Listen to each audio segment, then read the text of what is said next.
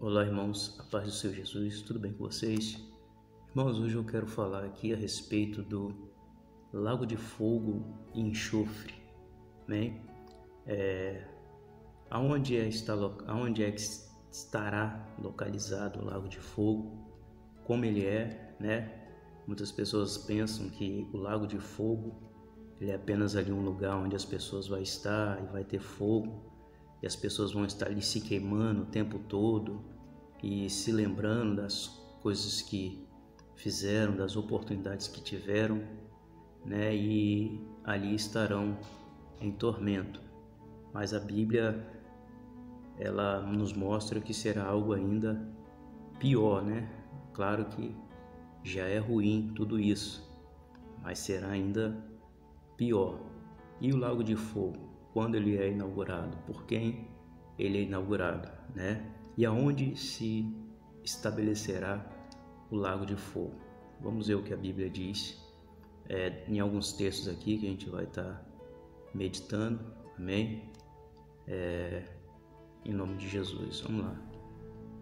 Lago de fogo e enxofre, território dos inimigos de Deus. Apocalipse capítulo 20, versículo 10, diz assim: O diabo, o sedutor deles, foi lançado para dentro do lago de fogo e enxofre, onde já se encontra não só a besta, como também o falso profeta, e serão atormentados de dia e de noite pelo século do século. Então observa que o diabo está sendo lançado para dentro do lago de fogo, aonde lá já se encontram, né, a besta e também o falso profeta. Então, a besta e o falso profeta já estarão lá dentro do lago de fogo quando o diabo for lançado lá dentro. Aonde é que está o lago de fogo? O lago de fogo e enxofre na Bíblia é a terra de Edom. Malaquias capítulo 1, versículos 3 e 4. Porém, aborrecia Esaú e fiz dos seus montes uma desolação, e dei a sua herança aos chacais do deserto. Se Edom diz, empobrecido estamos, porém tornaremos a edificar os lugares desolados. Assim diz o Senhor dos Exércitos: eles edificarão, e eu destruirei, e lhe chamarão terra de perversidade, e povo contra quem o Senhor está irado para sempre. Observa que o Senhor pegou aqui a figura de Esaú, né? A figura de Edom, para botar como lugar aonde estará estabelecido um povo contra quem o Senhor está irado para sempre, né? Aqui está falando dos ímpios, dos homens perversos, da besta, do falso profeta, daqueles que receberam a sua marca, né? Todos aqueles que prevaricaram contra o Senhor estarão ali nessa terra de Edom, né? E essa terra de Edom será um lugar de desolação. E o Senhor ainda diz que eles vão tentar edificar ou reedificar, né, os lugares destruídos, mas o Senhor vai destruir eles, e eles serão chamados terra de perversidade, povo contra quem o Senhor está irado para sempre. Aqui em Isaías 34, versículo 9 e 10, que o título diz assim: na sua justiça Deus prepara um lugar digno dos que amam a injustiça. Isaías capítulo 34, versículo 9 e 10. Diz assim: os ribeiros de Edom se transformarão em pinche, e o seu pó em enxofre. A sua terra se tornará em pinche ardente. Lago de fogo, pinche ardente, lago de fogo. Nem de noite, nem de dia se apagará. Subirá para sempre a sua fumaça. De geração em geração serão assolada, e para todo sempre ninguém passará por ela. Então, o lago de fogo, aqui são os ribeiros de Edom. Eles se transformarão em pinche ardente ou em enxofre, né? Se tornarão em lagos de fogo. E, como nós já lemos aqui em Malaquias, esse lago de fogo, esse lugar, não é um lugar, como eu já disse, onde eles estarão apenas em tormento, queimando, como se estivesse ali dentro de um caldeirão, né? Estivessem queimando. Não, ali eles estarão reedificando os lugares desolados que foram derrubados, destruídos. Eles vão tentar reedificar, eles vão tentar remontar, mas o Senhor diz que Ele vai destruir tudo que eles tentarem fazer. O Senhor vai impedir que eles consigam prosperar, né? E essa terra será uma terra de desolação. E, como a gente sabe, né?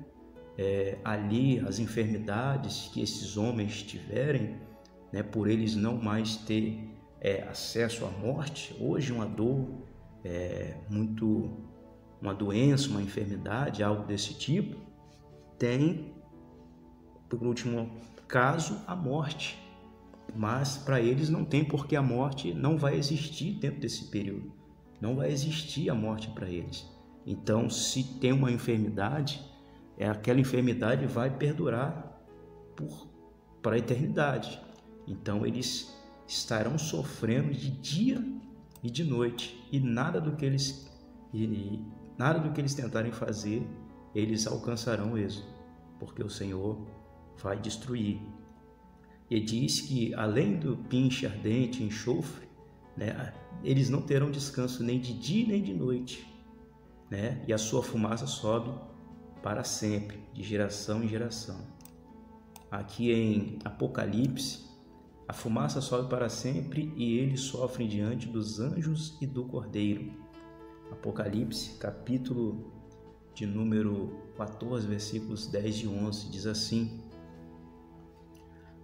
Também este beberá do vinho da ira de Deus, que se deitou, não misturado, no cálice da sua ira, e será atormentado com fogo e enxofre diante dos anjos e do Cordeiro. E a fumaça do seu tormento sobe para todo o sempre. Tá vendo? Mesmo texto que foi falado aqui em Isaías, que a fumaça sobe para todo sempre. Tá vendo? São os mesmos textos, né? Porém, um está em Isaías, outro está em Apocalipse, mas está falando do mesmo acontecimento. E a fumaça do seu tormento sobe para todo sempre, e não tem repouso nem de dia e nem de noite. E os que adoram a besta e a sua imagem, e aquele que recebe o sinal do seu nome. Então, eles de dia e de noite sofrerão diante dos anjos e do Cordeiro. Por que eles estão sofrendo aqui diante dos anjos e do Cordeiro? Aonde está o Pai? Eles não estão sofrendo aqui diante do Pai?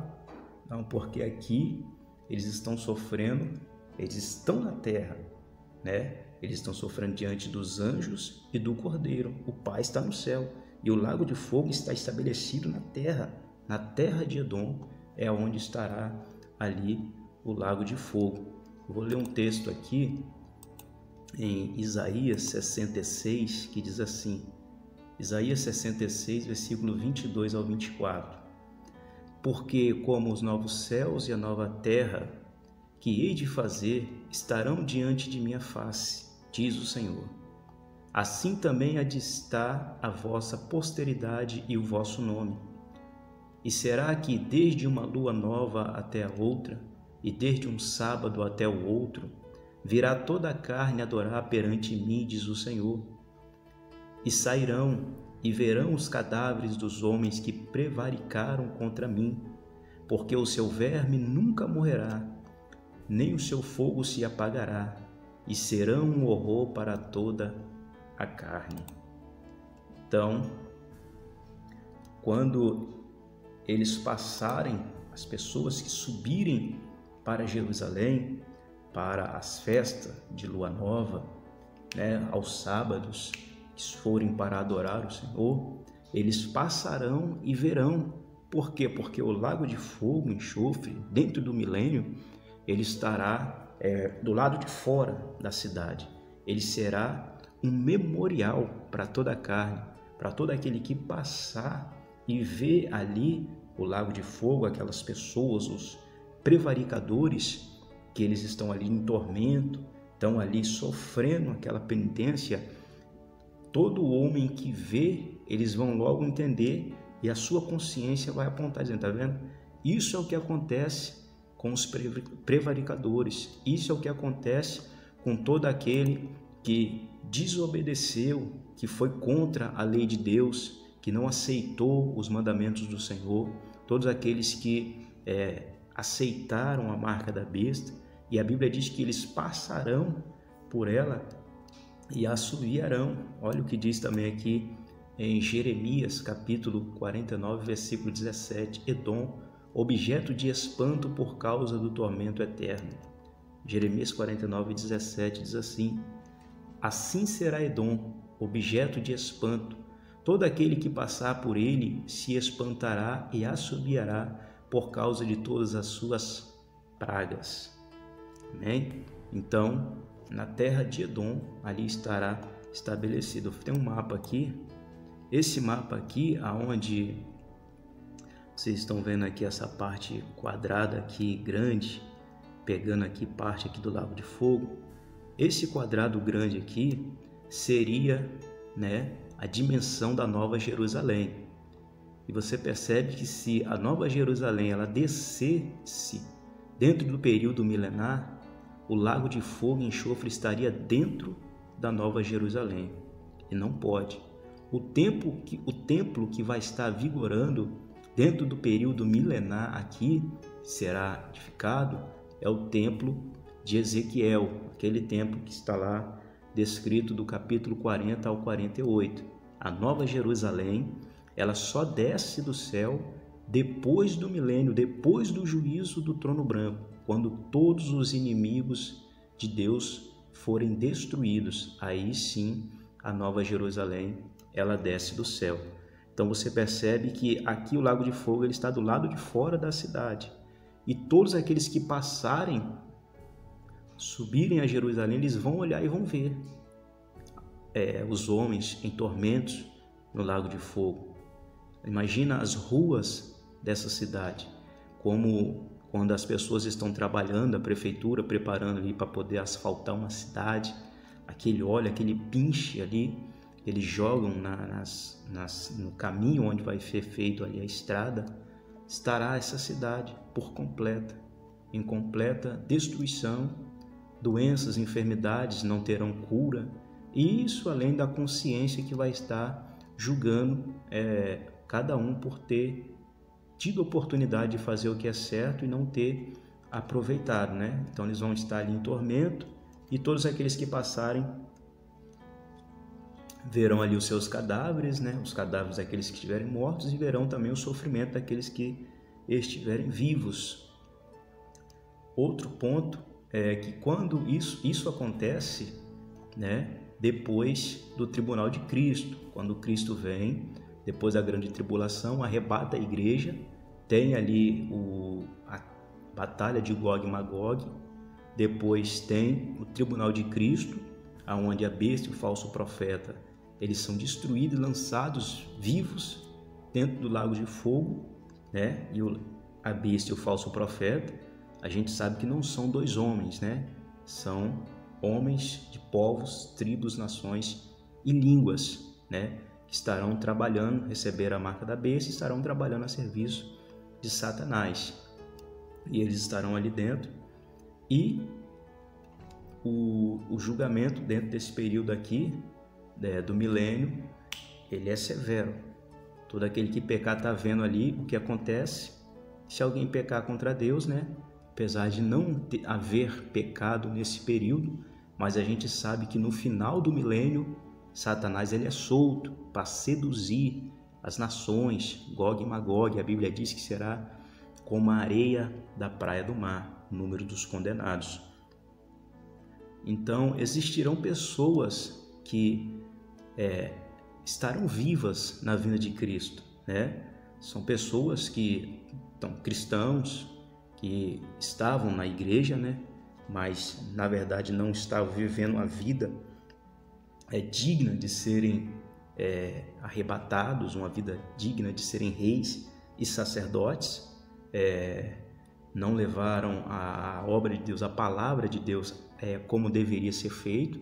Então essas pessoas estarão vivas, né? Entre elas vai ter o povo do anticristo e vai ter as nações que não cederam para a marca do anticristo, mas que também não eram igreja.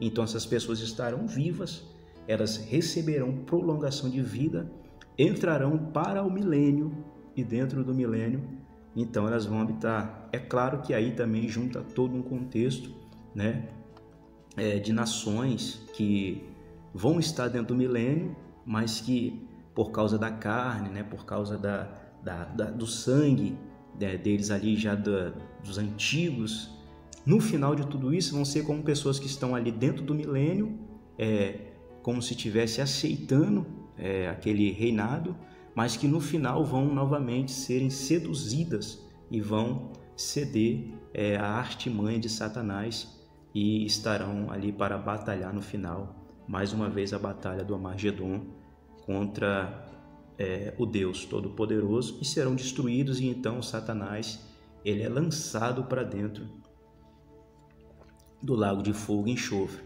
Então esses textos que nós lemos é para mostrar que o lago de fogo ele estará na terra dentro do período milenar.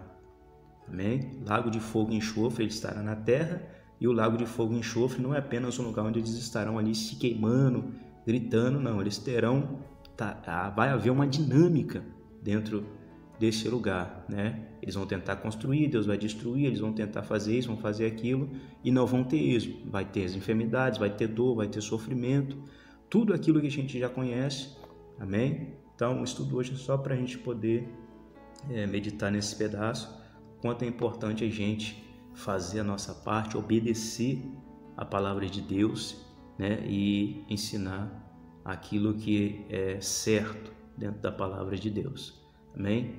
Você possa meditar aí, em nome do Senhor Jesus Cristo, possa agregar conhecimento para a sua vida, e em nome do Senhor Jesus Cristo que possamos alcançar as obras dignas de sermos reis e sacerdotes, para com o nosso Cristo reinarmos para todos sempre. Fiquem todos na paz, que Deus abençoe a todos, em nome de Jesus.